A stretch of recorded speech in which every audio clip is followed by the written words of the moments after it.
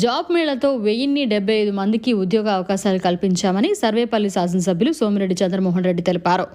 ఆయన మనుబోలు సిఆర్ఆర్ కళ్యాణ మండపంలో మంగళవారం జాబ్ మేళాను ప్రారంభించారు. ఈ సందర్భంగా ఆయన మాట్లాడుతూ 4 జాబ్ మేళాలను విజయవంతంగా నిర్వహించామన్నారు.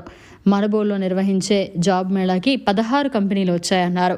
ప్రతి ఒక్కరికి ఉపాధి కల్పించేలా కూటమి ప్రభుత్వం అడుగులు వేస్తోందన్నారు. మనుబోలులో 2000 కోట్ల రూపాయలతో పరిశ్రమల స్థాపనకు పారిశ్రామికవేత్తలు ముందుకొచ్చారన్నారు.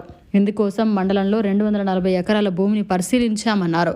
ఈ కార్యక్రమంలో ఏఎంసీ చైర్మన్ గాలి రామకృష్ణారెడ్డి, మండల అధ్యక్షుడు పొన్నూరు రామకృష్ణయ్య, మస్తాన్ నాయుడు, మధునాయుడు, పచ్చిపాల రామిరెడ్డి తదితరులు పాల్గొన్నారు. ఇది 4వ నేను ఎలక్ట్ అయిన తర్వాత, కూటమి ప్రభుత్వం వచ్చిన తర్వాత 4వ జాబ్ మేళా జరుపుతున్నాం. దాదాపు 15 కంపెనీలు జాబ్ మేళాకు వచ్చినాయి.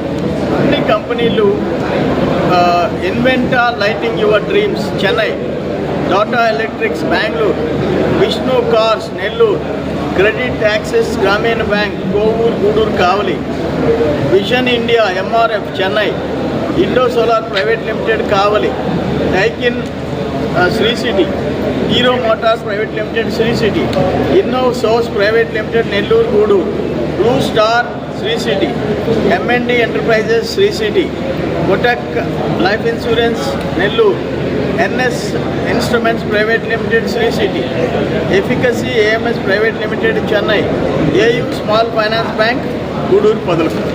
నేనేమంటానంటే, వీళ్ళు 14 కంపెనీలు ఎక్స్పెక్ట్ చేస్తే 16గా వచ్చినాయి.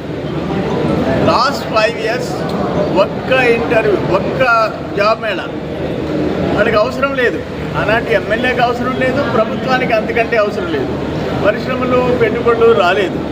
ఇప్పుడు మాకు ఉద్యోగాలు, ఉపాధి, పెట్టుబడులు, పరిశ్రమలు, పెట్టుబడులు, వీటి మీద కూటమి ప్రభుత్వం చంద్రబాబు నాయుడు గారు, లోకేష్ గారు అయితే టోటల్ దాని మీదనే కాన్సన్ట్రేట్ చేస్తున్నారు.